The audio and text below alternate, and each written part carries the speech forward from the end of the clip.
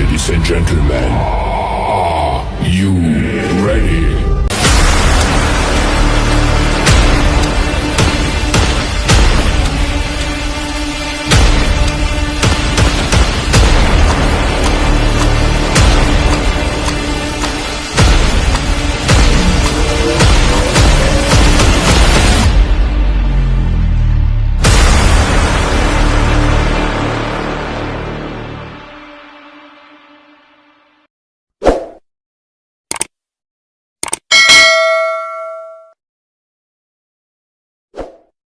मान्छे देख्दा त तपाईँ 30-31 वर्षको जस्तो देखिन्छ तर 35 वर्ष कसरी भन्न सक्नुभयो हजुरको त्यहीँबाट यो ताली पनि चिल्लो भएको छ हैन अनुहार देखाउन मिल्दैन र मजा आउनु पर्यो नि गाइज हैन र अब hello guys welcome to the Vishu blog with new video सबैजना सन्चै हुनुहुन्छ होला म पनि एकदमै सन्चै छु र आज चाहिँ यहाँ खेतमा सबैजनाले धान काट्न लाउनु भएको छ मैले अब हजुरहरूलाई देखाउन चाहन्छु हेर्नुहोस् है रुक्नुहोस् सबैको एक एक गरेर हामीले परिचय लिने चलिए शुरू करते हैं यसले मस्तले सुन्नु होला उहाँको परिचय है त ल हजुरको नाम के पर्यो बाबुराम रिजाल ए अनि पछि धान काट्न लागेको लगभग कति वर्षको एक्सपिरियन्स छ 45 वर्षको ए त्यहीँबाट हजुरको त्यहीँबाट यो ताली पनि चिल्लो भएको छ हैन मेरा फूल तो निकल गई क्या बताऊं कति वर्षको एक्सपिरियन्स छ पहिला हजुर सुरुमा हजुरको नाम भन्नुहोस् हजुर त पढ्दै भनेर दिलाउँछन् धेरै कन गर्ने मान्छे भनेर ए हजुर धैरो भन्दैछ यस्तो हान्छु ठिक छ पढेजी ल ल अब त्यसपछि यहाँ अर्को म्याडम हुनुहुन्छ हजुरको नाम के हो यता अनुहार देखाउन मिल्दैन र अनि कति वर्षको एक्सपिरियन्स छ हजुरसँग 40-45 ए हो र ल ठिकै छ यहाँ चाहिँ गाई धान चाहिँ मस्तले काट्नु भएको छ है ल अब हामी त्यसै गरी जान्छौँ हाम्रो यहाँको एकदम ठुलो यहाँको लिडर सरसँग हजुरको नाम के हो सर म भागीरथ रिजाल ए अनि पछि हजुरले यो धान काट्न लागेको कति वर्षको एक्सपिरियन्स छ यो धान काट्न लागेको 45-46 वर्ष जति भयो ए जे सिस्टम पार देंगे आउँछ यो पुर्खाको सम्पत्ति हजुर भएको हजुरबाले किनेको खेत मजा आउनु पर्यो नि गाइज होइन र अब हामी फेरि अर्को लिडरको ल हामी अर्को म्याडमसँग इन्टरभ्यू लिन्छौँ है त उहाँको परिचय ल मेरो नाम सीता रिजाल हजुर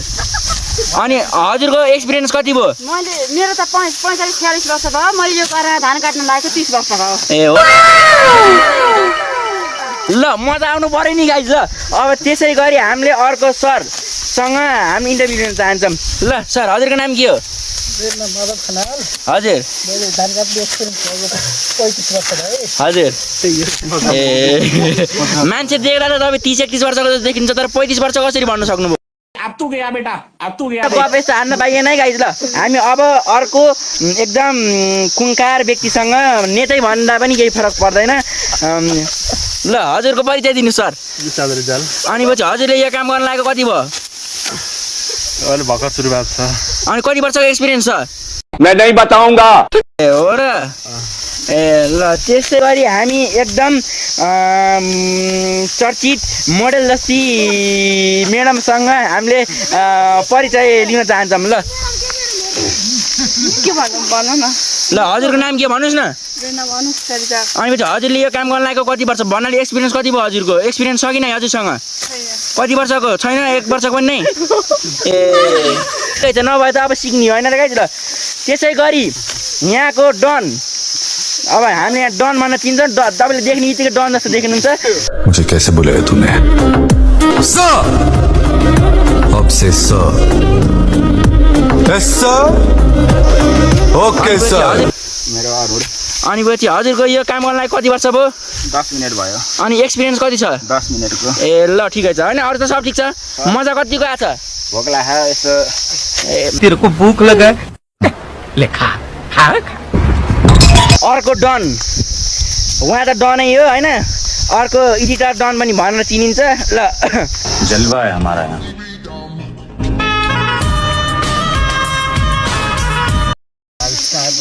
अनि पछि कति वर्ष भयो यो काट्न लागेको 10 मिनेट अनि एक्सपिरियन्स छ कि नै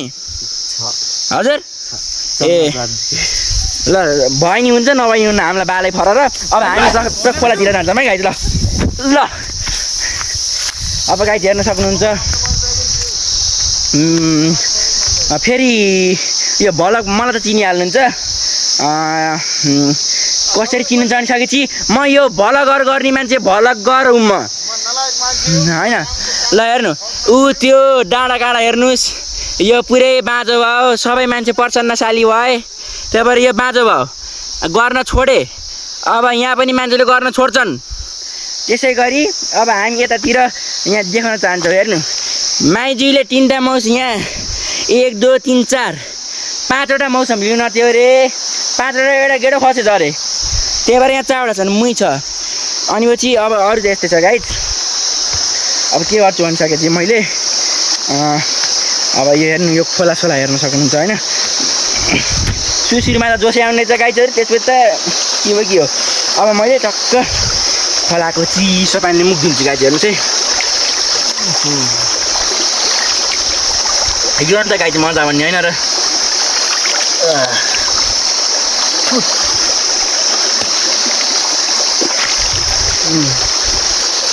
ल गाइज